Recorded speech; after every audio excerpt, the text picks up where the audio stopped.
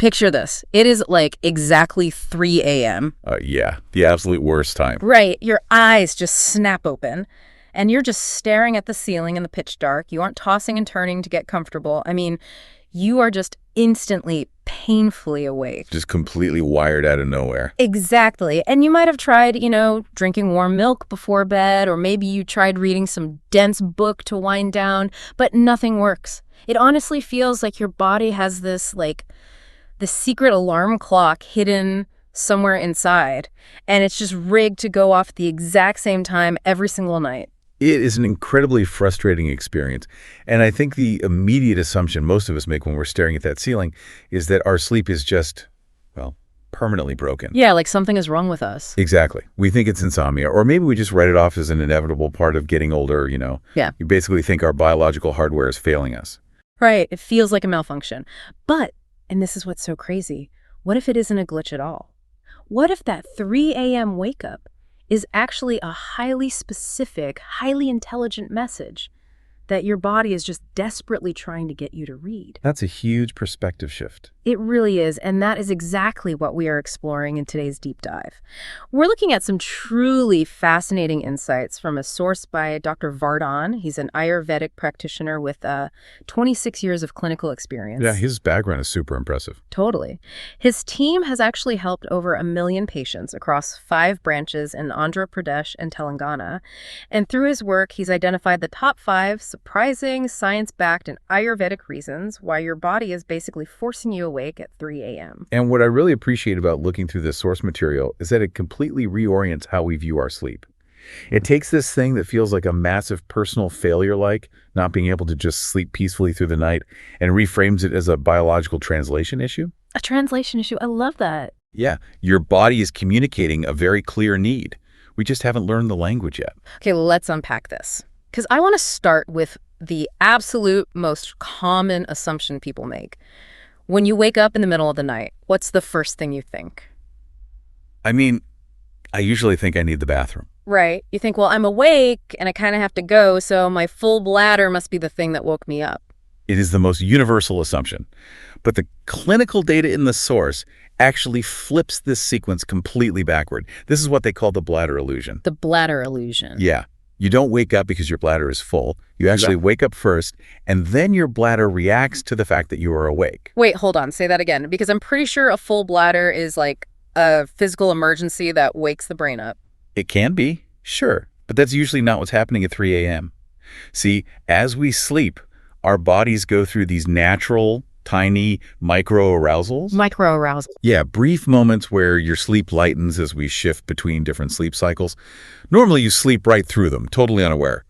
But as we age, the muscles in the bladder become highly sensitive. Okay, I'm tracking. So it doesn't take a totally full, stretching bladder to send a message to the brain anymore. It just takes a slight shift in your physical state.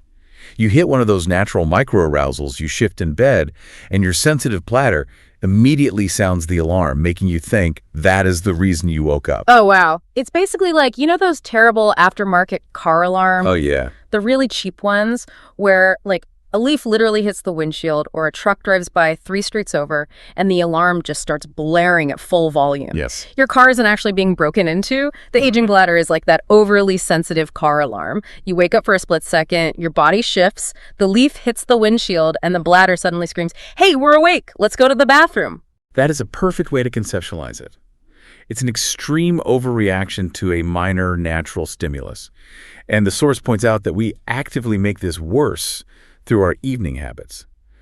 Like what? Well, taking blood pressure medications, specifically diuretics, or consuming liquids and caffeine late in the evening completely exacerbates this sensitivity.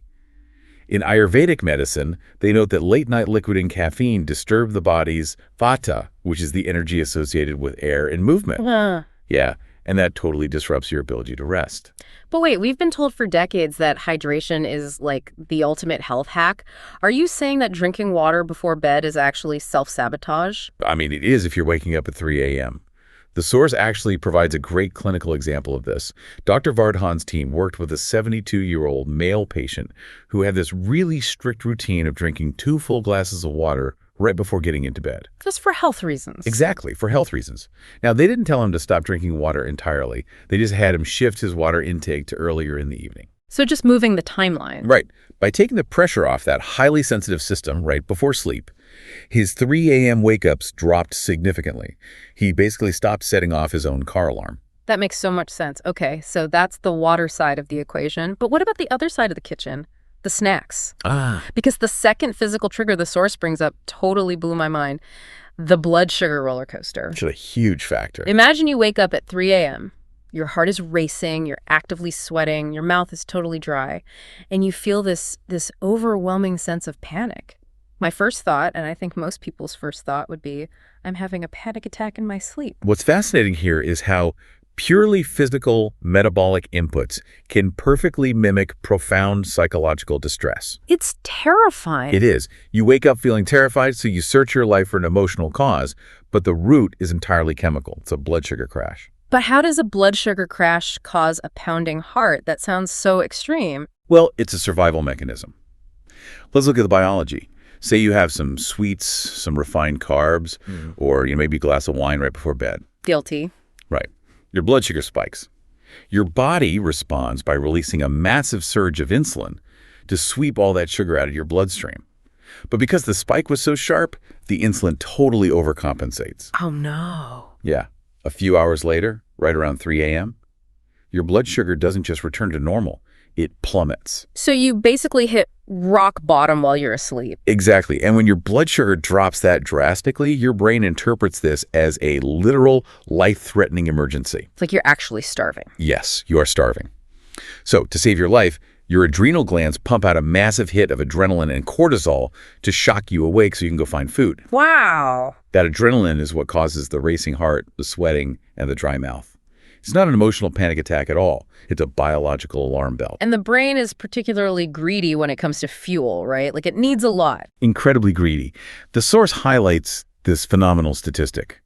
The human brain makes up only a very small fraction of our total body weight, but it burns 20% of the body's daily glucose. 20%? That's huge. It is. So overnight, while the rest of your body is fasting and resting, your brain is still churning away, running maintenance, and it desperately needs stable, sustained fuel to do that. So if you give it a quick sugar rush at 10 p.m., it's basically running on fumes by 3 a.m. It needs like a slow-burning log on the fire, not a handful of paper kindling that just burns up in a flash. Precisely. And there's a really powerful story in the source about a 69-year-old female patient from their Vijayawada branch. She was waking up every single night at 3 a.m., and she was thoroughly convinced she was suffering from what she called nerve weakness. Nerve weakness, which sounds terrifying to diagnose yourself with alone in the dark. It really is. But when the clinic looked at her lifestyle, they found she had this deeply ingrained habit of eating tea and biscuits right before going to bed. The refined carbs. Right. The refined carbs and sugar in the biscuits were spiking her blood sugar, triggering that massive insulin release, and leading directly to an adrenaline-fueled crash at 3 a.m. So what did they do? Well, the clinic didn't prescribe her anxiety medication or nerve pills. They simply had her swap the tea and biscuits for a small handful of almonds and peanuts. Just changing the snack. Yeah. Foods packed with stable, slow-digesting fats and proteins. And just like that, the nerve weakness completely vanished and she slept through the night. I love that. It's such a simple structural fix to something that feels so emotionally overwhelming. Okay, so we've talked about the inputs, the water and the sugar. But let's say I don't drink anything and I don't eat cookies. I just have a huge, heavy dinner at 10 p.m. Okay, I still wake up at 3 a.m., but this time I feel weirdly hot and restless. Why? That brings us to the graveyard shift of the human body. Liver overload. Liver overload. Yeah. This is a crucial concept to understand because it beautifully bridges modern biology with ancient Ayurvedic wisdom. Your liver isn't just passively sitting there while you sleep. It has a highly specific, highly active window where it does its heaviest lifting. And when is that? That window is between 1 a.m. and 3 a.m. So while I'm assuming my body has completely powered down, my liver is actually putting on a hard hat and clocking into a factory shift. Exactly. Its job during those hours is to filter your blood, process the nutrients you've consumed, and meticulously clear out all the toxins, metabolic waste, and medications that have accumulated over the day. That sounds like a lot of work. It is a massive biochemical operation running at peak capacity. So wait, if I eat a heavy late-night meal, am I essentially dumping a huge pile of unexpected paperwork on my liver's desk right as it's trying to do its routine maintenance? Yes, but it's actually worse than just paperwork. You're fundamentally opposing the biology of sleep. Digestion is a highly active metabolic process, right? It requires immense energy and blood flow. And importantly, it generates heat. Now, for your brain to initiate and maintain deep sleep, your core body temperature actually needs to drop. Oh, so there's a direct biological conflict? My brain is trying to lower my core temperature to stay asleep, but my liver and digestive system are running like a furnace trying to process a late dinner. Exactly. The thermal energy of digestion literally fights the cooling requirement of sleep, and that internal struggle wakes you up feeling hot, uncomfortable, and physically restless. Wow. And here's where it gets amazing. Ayurveda arrived at this exact same conclusion thousands of years ago. Really? Yeah. In Ayurvedic medicine, the night is divided into different dosha phases. The phase from 10 p.m. to 2 a.m. is known as the Pitta period. Okay. And Pitta literally governs metabolism, transformation, digestion, and heat. That is wild. So ancient medicine and modern liver biology are basically pointing to the exact same biological window. They both agree. Let the body process and cool down before you try to force it into deep sleep. They align perfectly. So the actionable takeaway here is to work with the liver, not against it. Eat a light dinner and ensure you finish eating at least 3 hours before your head hits the pillow. Give the factory time to finish the heavy digestion before the liver begins its 1 a.m. deep clean shift. Precisely. Okay, that makes total physical sense. But I want to pivot here because we all know that feeling of waking up at 3 a.m. And maybe it was the liver or the blood sugar that woke us physically, but within seconds, the mind takes over. Oh, the mind definitely takes over. You suddenly remember an email you forgot to send or a weird conversation you had 3 years ago, and it feels like the absolute end of the world. Why does my brain instantly start panicking instead of just saying, hey, you're a bit warm, kick off the blanket and go back to sleep? This is one of the most liberating sections of the source material, honestly, because it strips away all the shame of nighttime anxiety.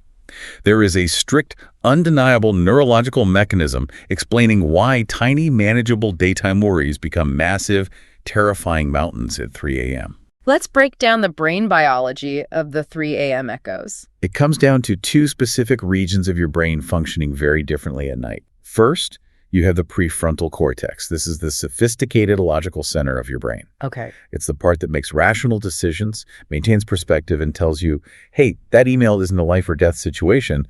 We can handle it at 9 a.m. The adult in the room. Exactly. Yeah. But while you sleep, the activity in your prefrontal cortex significantly powers down. It literally goes offline to rest and repair. Meanwhile, another region called the amygdala, which is your primal emotional and threat detection center, remains highly active. Oh. Yeah. In fact, in the dark quiet of the night, it becomes exceptionally sensitive to any perceived danger. So you have maximum emotion and zero logic. The adult has left the building, and the anxious, highly reactive toddler is left completely in charge of the control panel. If we connect this to the bigger picture, it explains why you simply cannot reason your way out of a 3 a.m. panic. You are trying to use a tool, rational logic, that is currently unplugged. There's a beautiful concept from the source that we should paraphrase here. 3 a.m. thoughts are not truths.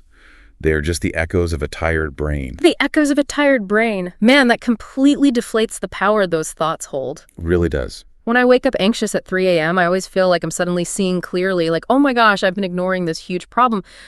But they aren't premonitions. They aren't sudden moments of clarity. It's just unfiltered fear slipping past a sleeping logic center. Precisely. The source shares a really touching story about a 72-year-old patient named Ronnie that perfectly illustrates this.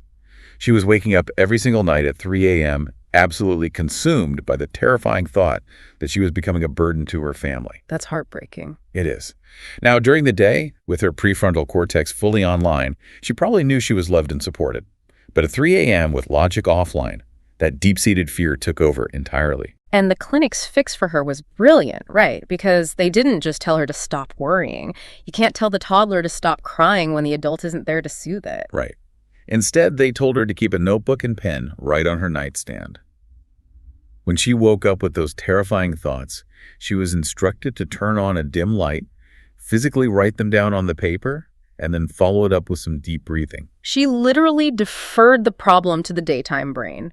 By writing it down, she was telling her amygdala, I see the threat, I have logged the threat. We will handle it when the logic department opens tomorrow morning. Exactly. And the source notes that within weeks, those thoughts stopped interrupting her sleep. That is such a powerful tool. It's an incredibly effective strategy because you are acknowledging the emotion without validating it as a factual, immediate emergency. So what does this all mean? We've looked at the input problems, the sensitive bladders and the blood sugar crashes. We've looked at the processing problems, the overworked liver, and the offline logic center. But the deep dive reaches a climax here that completely shifts the paradigm. Yeah, it really does. What if waking up at 3 a.m. isn't actually a problem that needs fixing at all? This is the true paradigm shift of the material. In modern society, we have deeply pathologized waking up in the night. But Ayurveda suggests that waking at 3 a.m. might just be your body operating exactly as designed, naturally syncing with its ancient rhythm. Okay, you mentioned the Ayurvedic Pitta phase earlier from 10 p.m. to 2 a.m., which is all about heat and digestion. But what happens after 2 a.m.? Right at 2 a.m., the biological and energetic cycle shifts. We enter the Vata period, which lasts from 2 a.m. to 6 a.m. And Vata is? As we discussed earlier regarding the bladder, Vata is the energy of air and movement. Crucially, it is a time naturally designated for mind activity, subtle awareness, and alertness. So when 3 a.m. rolls around, you are no longer in the heavy, deep sleep phase. You are right in the middle of a biological window that is fundamentally designed to be lighter and more mentally active. Here's where it gets really interesting, because in ancient times, waking up during this window wasn't seen as insomnia. It was a feature, not a bug. Absolutely. The source mentions this ancient concept of the Brahma Muhurtham. Thousands of years ago, this 3 a.m. window was celebrated. It was considered the absolute perfect time to wake up intentionally for meditation, prayer, or seeking clarity. Because the rest of the world is quiet. Right, and your mind is naturally drifting toward a state of sharp awareness. It is the ultimate reframe. Your body isn't broken. It is delicately attuned to a rhythm much older than artificial electric lighting.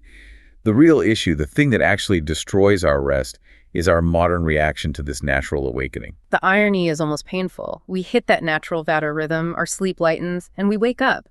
But instead of just accepting it, we instantly panic. We completely freak out. We think, oh no, I've only had 5 hours of sleep, my day is ruined, I'm going to be a zombie. And in that panic, what do? We grab our smartphones, we stare directly into a bright blue screen to check the time, we turn on the bedside lamp, we start scrolling through stressful news. And that reaction is what ruins the night. By introducing anxiety and artificial daylight into the eyes, we flood the brain with stress hormones, completely overriding any chance the body naturally had of drifting back into its second sleep phase. It's self-sabotage. Totally. The takeaway from the source is profoundly simple and counterintuitive. If you wake up, do not force sleep. Do not fight the wakefulness. You just surrender to the quiet. The advice is literally just to breathe slowly. If you pray, pray. If you meditate, sit in that stillness, or just lie there and focus on a feeling of gratitude. Yeah. The core idea is that once you stop fighting the wake-up, you remove the stress response. And when the body is calm, it will naturally safely drift back into sleep on its own timeline. You have to work with the architecture of the body rather than constantly fighting against it. This has been incredibly eye-opening. So next time you find yourself staring at the ceiling at 3 a.m., don't just immediately assume your body is broken. Run through the translation checklist. Right. Did you accidentally set off the bladder alarm with late-night liquids? Is your brain starving for glucose because you spiked your insulin with a midnight cookie? Is your liver running a metabolic furnace because you ate a huge dinner right before bed? All great questions to ask. Or, if everything physical is in check, are you just experiencing the natural lightness of the Vata rhythm? And it is worth noting, as the source responsibly does, that if you are making these lifestyle adjustments and severe sleep issues persist, you should absolutely consult a healthcare professional. Of course. Dr. Vardhan's own team works extensively with chronic health issues, so medical intervention is sometimes the necessary next step. But for a vast majority of people, these foundational shifts are completely transformative. The biggest thing to take away is that your body is not your enemy. It is constantly trying to communicate with you. It's sending you real-time feedback about what you ate, how you're managing stress, and what ancient biological rhythms it's still trying to follow in a modern world. It's just a language you have to learn how to read. This raises an important question, one that really challenges how we interact with our own minds in the dark, especially when we think about those 3 a.m. emotional echoes. Let's leave you with this to think about. If your brain's logic center is completely powered down at 3 a.m. and your emotional center is wide open and incredibly sensitive, what if those 3 a.m. wake-ups aren't just random, bothersome anxiety? Hmm. What if they are the rare, fleeting moments when your subconscious finally feels safe enough and uninterrupted enough to tell you what it actually cares about? Next time you wake up at 3 a.m., instead of getting frustrated and fighting the clock, try asking yourself, what is my mind trying to show me now that all my logical defenses are down?